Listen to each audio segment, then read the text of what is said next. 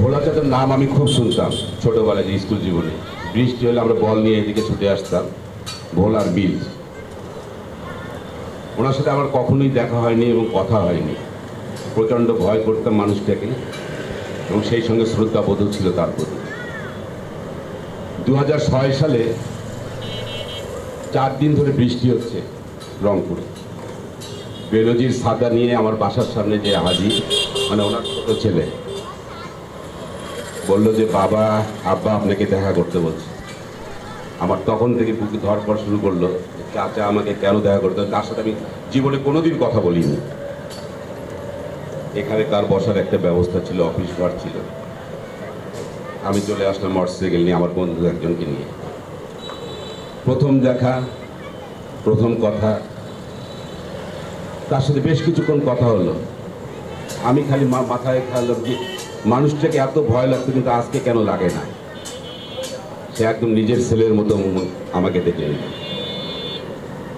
সেই দিন থেকে মৃত্যুর আগ দিন পর্যন্ত আমি মনে করি তার পরিবারের একজন সন্তান হিসেবেই আমি তার জায়গাটা নিয়েছিলাম। প্রচণ্ড জেদি মানুষ একজন, যদি মুখ দিয়ে একটা কথা বেরোতো তাকে ওখান থেকে টলানো যাইত না।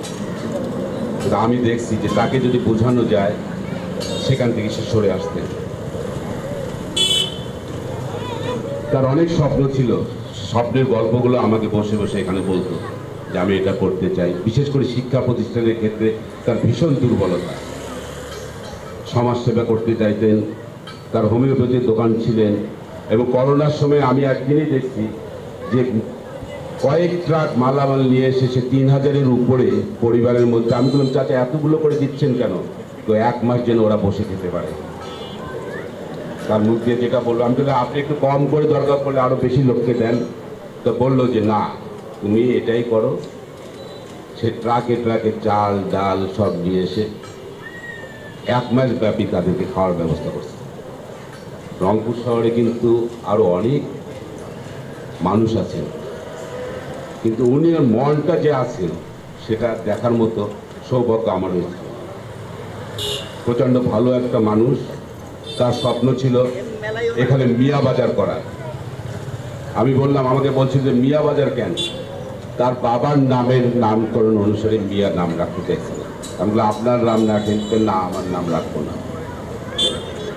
আজকে খুব ভালো লাগছে তার সন্তানরা এবং আমরা মনে করি আমরা সবাই মিলে তার পরিপূর্ণ একটা স্মৃতি ধরে রাখতে পারবো।